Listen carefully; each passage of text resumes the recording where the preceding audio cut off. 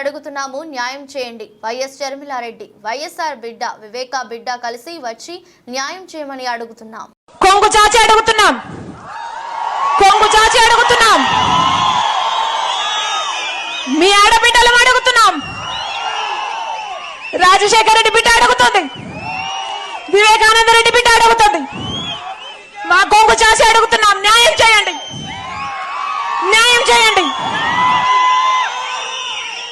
మీరే నిర్ణేతలు, మీరే నిర్ణేతలు.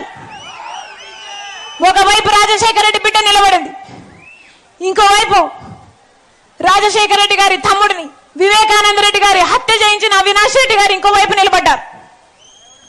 మీకు ఎంపీగా ఎవరు కావాలో, రాజశేఖర రెడ్డి బిడ్డ కావాలో లేకపోతే హత్య చేసిన అవినాష్ రెడ్డి గారు కావాలో మీరు తెలుసుకోండి.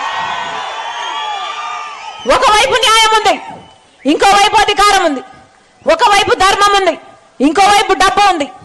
మీరు ఏ వైపు నిర్ణయించుకోవాల్సిన సమయం వచ్చింది. నేను రాజశేఖర రెడ్డి బిడ్డను, నేను రాజశేఖర రెడ్డి బిడ్డను. పులి కడుపున పులే పుడుతుంది.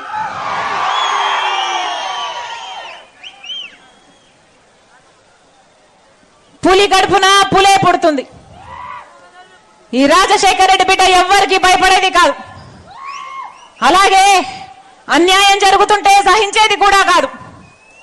ఇక్కడ అన్యాయం జరుగుతుంది కాబట్టి ఒక హంతకుడిని మళ్ళీ గెలిపించకుండా, ఒక హంతకుడు మళ్ళీ చట్టసభలకు వెళ్ళకూడదని ఈ రోజు రాజశేఖర రెడ్డి బిడ్డ ఈ నిర్ణయం తీసుకొని ఇక్కడ నిలబడింది. మీ రాజశేఖర రెడ్డి బిడ్డను గెలిపిస్తారో ఓడిస్తారో మీరే నిర్ణేతలు.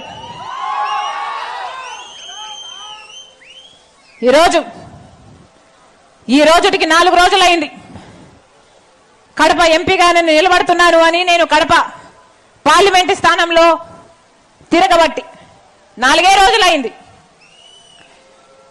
4 రోజులు అయిందో లేదో ఈ రోజు వచ్చిన వార్త, అవినాష్ రెడ్డి గారిని